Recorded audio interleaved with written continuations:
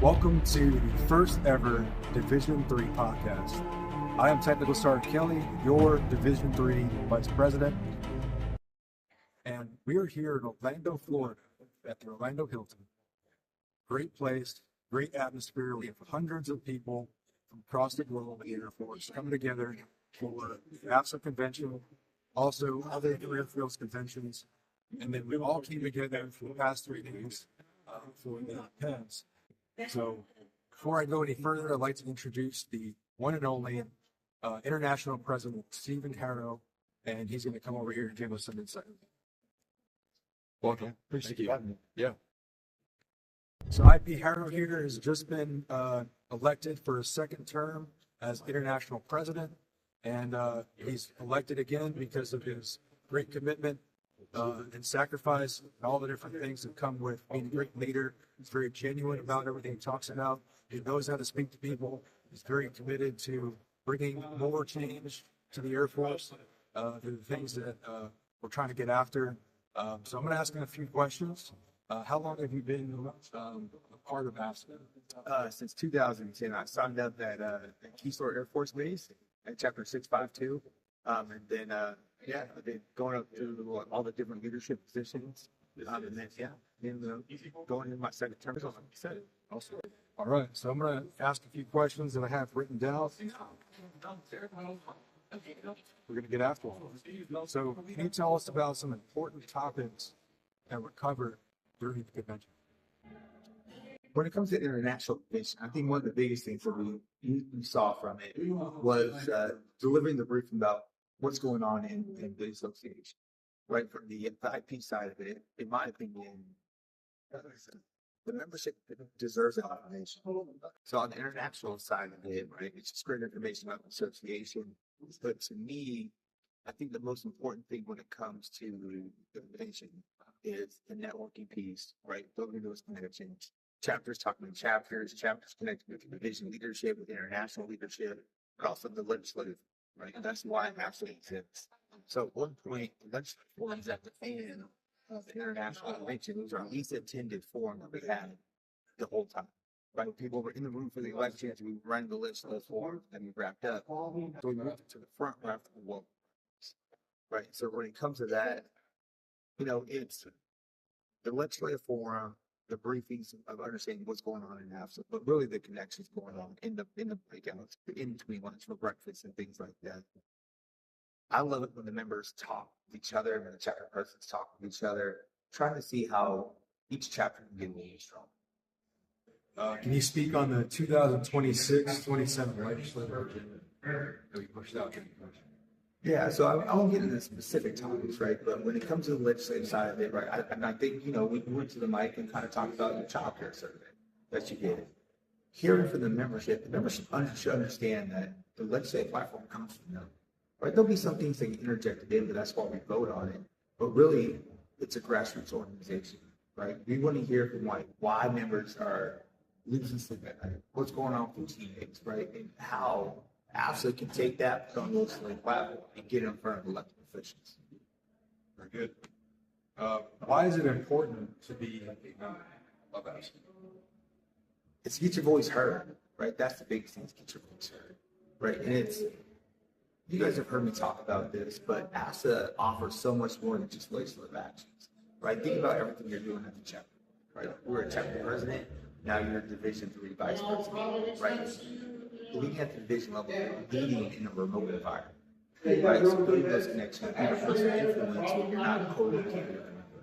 But it's on the legislative front, be a strength in numbers, right? Be a member, there's a lot of people out there, for example.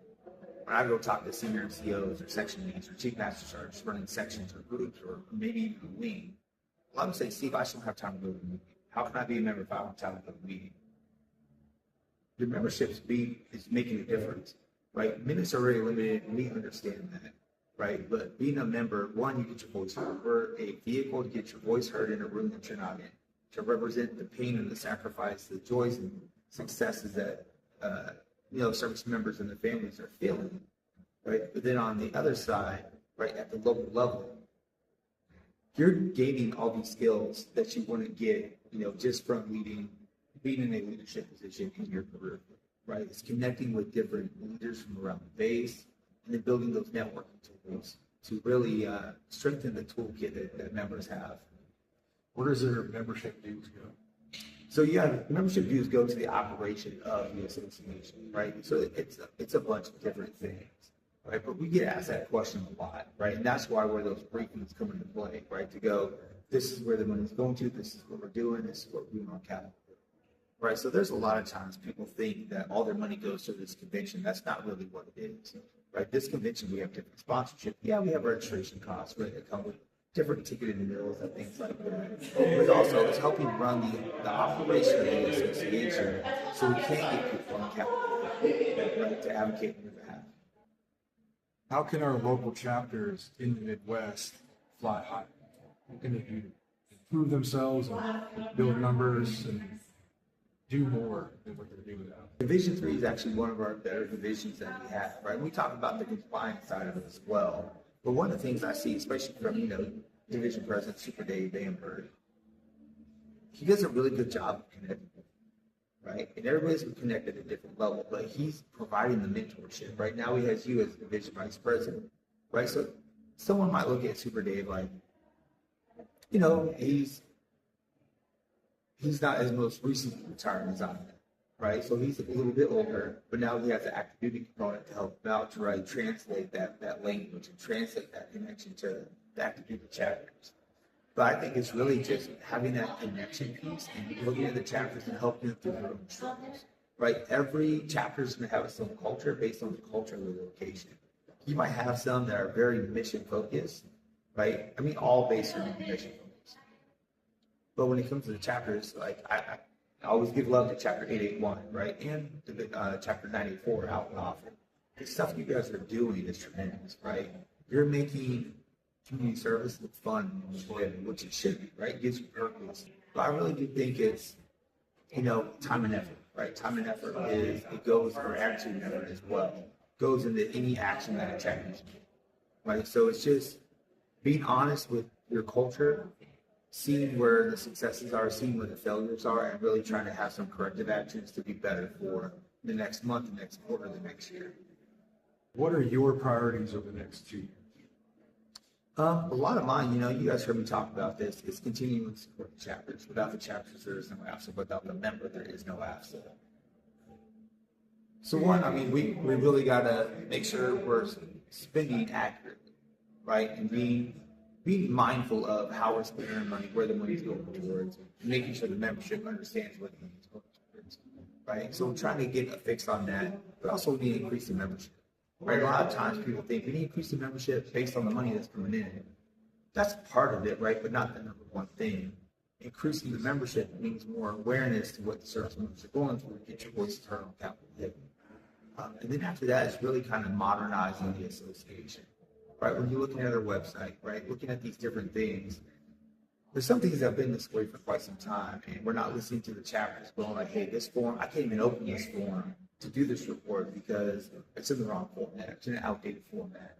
So trying to modernize the association to make it easier for the member that was want to take part.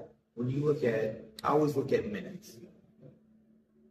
We're already a group of volunteers because we're service members, right? We volunteer to serve our country. Now you want your sacrifice, right, to make sure quality of life initiatives and issues on Capitol Hill are being heard. So we're asking you to volunteer with us, right? So when we're looking at signing somebody up, right, to different things like that, I want to try to make it as accessible as it can be, so you're not putting so many minutes, you're stripping minutes away from other things that are important to you, like getting your education or spending time with family or different outside hobbies, right? I want you guys committed to the association, but I also don't want you to feel like it takes too much of your time when you walk away. I do have one more question. Yeah. You mentioned 4 C's a lot when you're speaking. Can you elaborate on this? No, man, I love that question because I love talking about the 4 C's. So the 4 C's, I ran on a 3C platform in Houston when I first got elected, right? It's how I led the division, right? I led Division 2, largest division, all of AFSA, and it fell on hard times, right? So I started with the 3 C's, and the first C is communication, right? It's letting people know that, hey, it's not just who I am, right? But this is what I can do, right? So that young chapter president really may not know. We have a lot of people that come into AFSA, they take over a chapter because they fell in hard times or they just want to be involved. And they know nothing about the association, right? The requirements. We're different. We're 501c19, right? So we have different reports and financial responsibilities that we have to cover and get up to the IRS. So people come into it, they don't really understand that side of it. That communication is the first step, right? When you go into FTAC and free, right? Really, you're doing the first step. You're communicating what AFSA is and what we do and why we exist, right? But in order to have that communication, that next C is connection. I can tell you what AFSA is, but I need to connect you to the mission. I need to connect you to the chapter, right? Sometimes if that's a volunteer event that gets somebody in the door, right, we build that connection over time. You look at 881, right? You guys do a great job of connection, right? You see it in the social media pictures. You see it in the friendships. You see it in the relationships, right? But if you have that connection, if I can communicate and I can connect to you as a person and connect you to the mission, right? And then we look at the culture. So every chapter is going to have a certain culture, right? But if we build the connection, we shift the culture, not just at the chapter, but the division, but at international. We can reset the culture of the organization. And if the culture is good, we get to the fourth C, right? And this came through a conversation with Chief Campanelli. We were talking about some things, and he kind of paused and goes, well, hey, Steve, not everybody commits at the same time. And I was like, man, you're absolutely right. But that was that missing piece. Because if the culture is great, I still need to make sure that people commit to the association and commit to the mission. So, it all, one thing leads to another. Communication leads to connection, connection leads to culture, and the culture hopefully leads to commitment. People stay with the association. That's awesome. So Chief Wolf mentioned that this was the most important conference for the whole team. And it's brief why do you think that he said that? Well, I think Chief Wolf is a believer too, right? So there's a lot of times, right? There's other competing priorities, right? Every association has a great mission, right? But when you look at the mission of AFSA, right, and especially on just the professional education development symposium, I have never, as an enlisted member, I had never been to a professional development seminar like we have for the summit. Right, the who's who of Air Force leadership, talking about real issues. It's not canon, right? Anybody can go to the mic and ask a question. We saw that with formers. We saw that with the CENTAF, right? Anybody can walk up to the mic and ask a question off the cuff, right? So it's not canon. It's not overly prepared. But getting in there to hear from key Air Force leaders, and this year we had the Sub 365. So we had organizations like the AI Cowboys came out, right, to talk about AI integration and how to learn AI, how to move that into the future. We had great speakers. We had the Ascent, right, which focused on the family, military spouses, right? We're trying to bring the families in, but this is providing them, right, making sure that they want to come back. They felt like they got something out of their registration outside of the conference. So this is where being able to take part of it, and like when you walk the halls, you have over 2,000 service members walking the halls with you, right? Being in the rooms with you. But every time you walk into a room, you're getting fed with some sort of piece of information.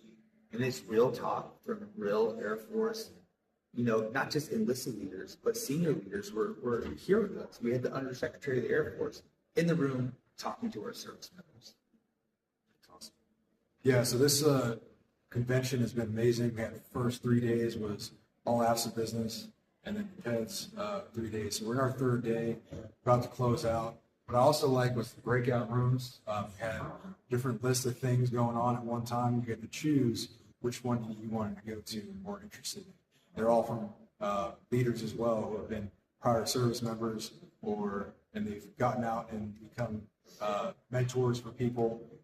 So it's been amazing to see all the different ways that you can get some professional development. So I highly recommend that if you haven't done this before, that you come out next year, get some funding from your unit, or you get your chapter to fundraise for you to come out, especially those chapter presidents, right? There's a lot of presidents and chapters that may not have been represented here, and really would have enjoyed for you to come out here and to experience it. So please come out here next time. So I'm going to close out. If you have any closing remarks, it'd be awesome.